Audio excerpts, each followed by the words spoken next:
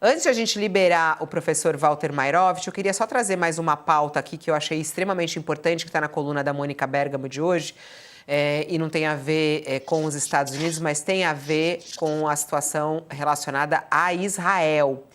E a informação que a Mônica Bergamo traz na coluna dela de hoje é de que o Brasil vai aderir à ação da África do Sul na ONU, que acusa Israel de genocídio. A decisão deve acirrar o conflito com Donald Trump, que dá apoio incondicional ao Estado judeu nesse conflito. E o Brasil vai aderir oficialmente à ação da África do Sul, que move contra Israel na Corte Internacional de Justiça das Nações Unidas, da ONU. O governo sul-africano, sucessor do regime do apartheid, acusa Israel de cometer genocídio em Gaza. E o Brasil entrará como a terceira parte neste processo. Um diplomata afirmou à coluna da Mônica Bergamo que o Itamaraty considera que Israel deixa claro que vai continuar desprezando a diplomacia, fazendo o que bem entende contra os civis palestinos. Segundo ele, isso ocorre não só em Gaza, como também na Cisjordânia, que nunca teve nada a ver com o Hamas. Por isso, chegou a hora de agir em outras frentes, foi o que disse essa fonte, a Mônica Bergamo. A decisão deve gerar reações de Israel e tem potencial, inclusive, de agravar as investidas do governo de Donald Trump contra o Brasil. O chanceler Mauro Vieira afirmou, numa entrevista à rede Al Jazeera, que o Brasil assinará a ação da África do Sul. Ele foi questionado sobre as razões de o Brasil não aderir oficialmente à ação, já que Lula é sempre veemente ao acusar Israel, e aí depois ele respondeu, abre aspas, nós vamos, estamos trabalhando nisso, e você terá uma boa notícia em muito pouco tempo. E aí, professor Mairovich, que impacto isso vai ter? O Brasil acerta se ele aderir a essa ação da África do Sul e acusar Israel de genocídio? Bom, vamos dar um passo atrás. No período eleitoral, atenção, no período eleitoral, o presidente de então era candidato à reeleição na África do Sul e estava sendo contestado, porque ele era do mesmo partido do que o Mandela, de não dar o posicionamento e não dar vazão à defesa dos direitos humanos, e que estava havendo, evidentemente, em Gaza, ataques e violações a direitos humanos.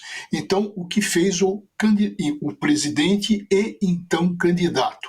Ele propôs essa ação não ao Tribunal Penal Internacional, atenção, não ao Tribunal Penal Internacional, mas à Corte Internacional de Justiça, que é a mais antiga e que é também em Haia. É aquela onde atuou o Rui Barbosa, que a gente conhece bem. E essa ação, Israel foi citado para essa ação, e Israel contestou essa ação, o que ela não faz no Tribunal Penal Internacional, sob a alegação de não ter subscrito o quê? O Tratado de Roma.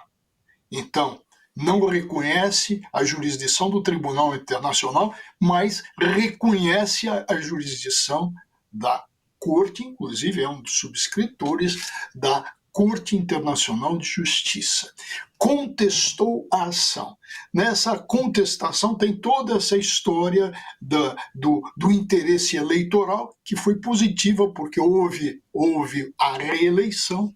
Então tem tudo isso, e o principal ponto, e eu conheço bem isso, o principal ponto é o fato do genocídio, onde Israel, num resumo do resumo, diz que não há intenção, que Israel, inclusive, promoveu vacinações às crianças durante esse conflito, e que Israel não quer eliminar nenhum palestino da Cisjordânia. Então, foi feita toda uma defesa por um advogado, atenção até na escolha desse advogado, que é oposição ao Netanyahu em Israel.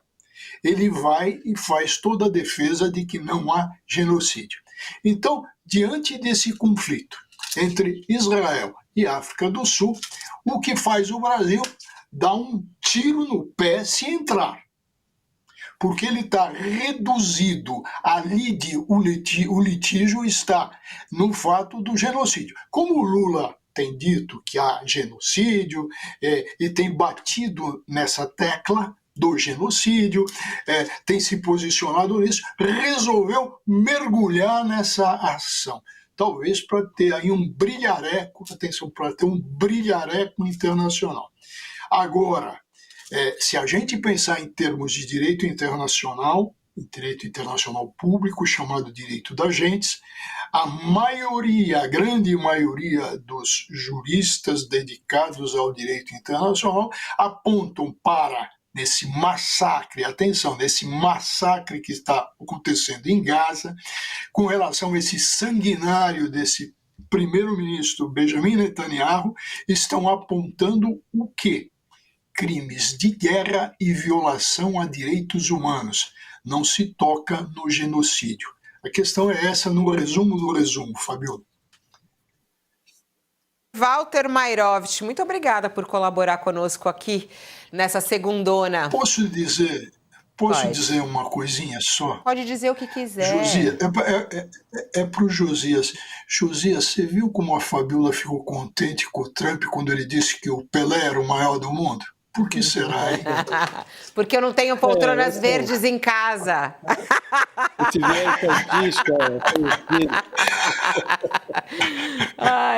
Ó, tchau, pessoal, gente, obrigado. Professor, o pessoal se divertiu eu sentando na sua poltrona na sexta-feira. Eu também ouvi inúmeros comentários. Tem gente que quer sentar também.